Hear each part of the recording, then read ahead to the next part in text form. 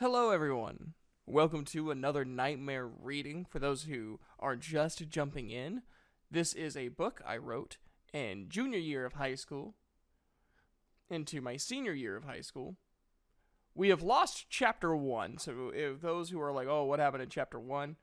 Essentially, to give you a rundown of the story thus far, Sero Tekube is having nightmares. He is being held in a facility to help him, and he found out he is a werewolf. The psychiatrist that he's been seeing knows he's a werewolf, and there is a plot underneath. He also met Kale Tanaki, who is now his girlfriend because he just has that slag, I guess. He also met Randall and or Randy, depending on what I want to call him at the moment. And he now has met Goss, a vampire. So now here we go to chapter 4. The lunchroom looked like a normal school's cafeteria. There was other people already in there. One kid stopped and looked at me on my forehead. Her hair was red and her eyes was a reddish green. She walked over to me. "You smell fresh. I'd say you just transformed about 10 hours ago." "Good guess," I said. "Now who are you?" "I'm Dawn Rankel." She flashed a smile and walked off. I stared at her in disbelief. Kale hit me in the side. "Ow, what was that for?" I said, rubbing my side. "Just making sure you're awake," she said, every word with a little edge to it. "Where do you want to sit?" "Over there." She pointed to a girl, pale-skinned and red-eyed, just like Goss. She was with another girl that was completely normal-looking. When we got over there, after we got our food, the pale-skinned girl looked at me and looked as though she wanted to kill me. "Haley, stop it," the other girl said. She was bright white, but naturally bright, nothing abnormal, with jet black hair. "Hi, I'm Kana Seraph, and you are?" "Kana, this is my boyfriend, Sero Tekube," Kale said, before I had a chance to talk. "Sero, this is Haley Kanos." "Hello," I said. Haley looked at Kale. "Why are you dating one of them? How could you?" "Haley's a vampire. Her kind and your kind have been against each. Turn the page. Since they were first found." Okay. I nodded in understanding. "Haley, I'm nothing like other werewolves." "That's what they all say." "Do they, though?" "All right, don't believe me. Your choice." "Sarah, don't turn around," Kale said hurriedly. "Why? The other vampires can smell you, and there are only 3 werewolves that are guys here, and none of them like you either." "Look, guys," I heard a voice say. Look, guys," I heard a voice say. "Look at the furball." I think that's what I wrote. "With his arms around the kind that doesn't know what they are." I started trembling.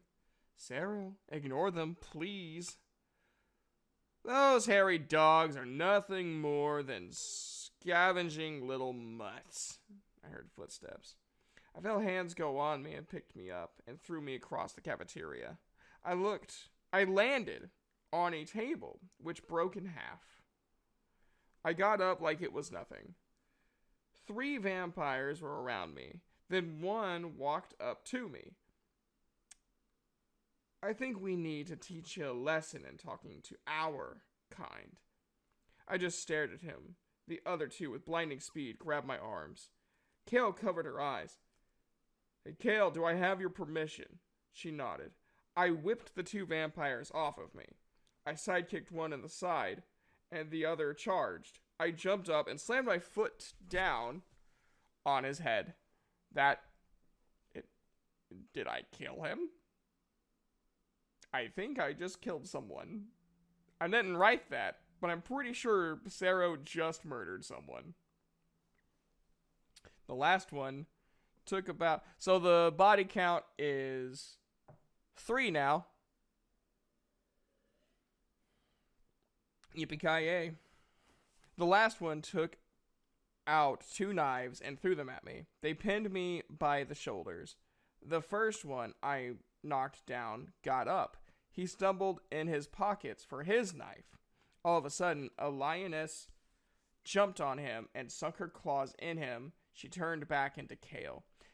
Kana held out her hand and the knives flew out of my shoulders. Never do that. Always, if you get stabbed, always keep the thing inside you until you get to a medical facility. Don't say you didn't learn nothing from Chibilution audios. That's when the pain shot through my body. There you go. I dropped to my knees and slowly got up.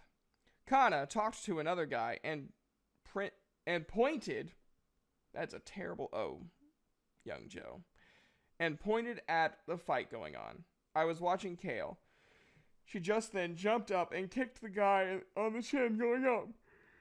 He flipped backwards, because that's how that works. The guy Kana talked to was walking towards the fight. The other vampire I knocked to the ground got up. I guess he didn't die. He ran towards the boy that was about my age. The boy had long light brown hair and had a farmer's tan. The boy held out his hand, shot lightning out of it. The vampire flew back and hit the wall. The last vampire run at me. I lunged at him, tackled him to the floor, picked him back up, and finally slammed to the ground. I'm guessing like a power bomb, like for those who know wrestling, like imagine that. I didn't write that because I didn't watch wrestling in high school, but I imagine that's what I was thinking. Or maybe like a choke slam. I like power bomb better, like Kane's power bomb, like when he went down with them, but like yeah. Almost like a lay down power bomb. Anyways, that doesn't really matter right now. Everyone was watching the fight. All right, everyone, the strange boy said. Nothing to see here. Fun's over. I walked up to him, Kale following close by, walking my used to be white but now red shirt closely. Thanks, dude. Don't thank me. Thank Kana. I looked towards her and nodded my thanks. Haley just watching me closely, licking her lips at the sight of my blood. I looked at the other vampires. They had that same look. Sarah, don't worry about them, Kale said, sensing the fear, anger, and the will to fight some more. I started getting dizzy. I heard Kale say something, and I passed out. And that is chapter 4. I actually think this is probably the best chapter so far. It has the least amount of spelling errors, at least. I think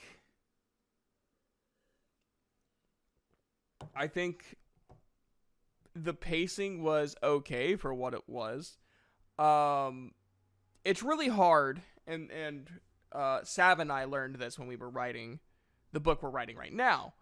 That is much better and deserves to be published. Pacing is really, really hard, and if you mess up pacing earlier in your story, shit trickles downhill. So, as we progressed, we noticed there was a few places where, because the pacing here was messed up, the pacing over here was messed up. Now, obviously, with like time skips and stuff that also happen in our book, that kind of fixes the pacing or isolates the pacing, I guess would be the correct phrase. So, because of the rest of the book is like cocaine, so is this one.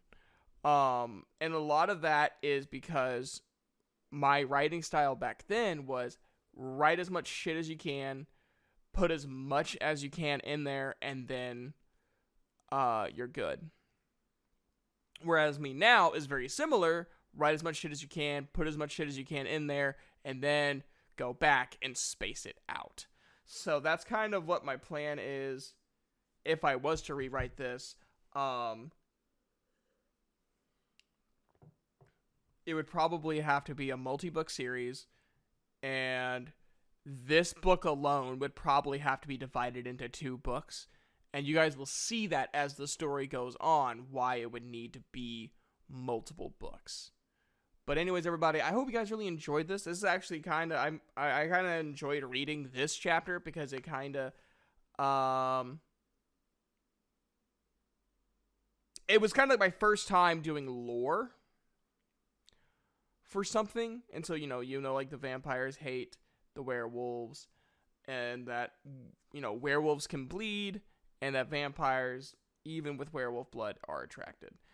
There is something else I did with vampires later on that I don't know how I feel about it, but it is interesting. So anyways, everybody, have an awesome day and a good night. I'll see you Monday.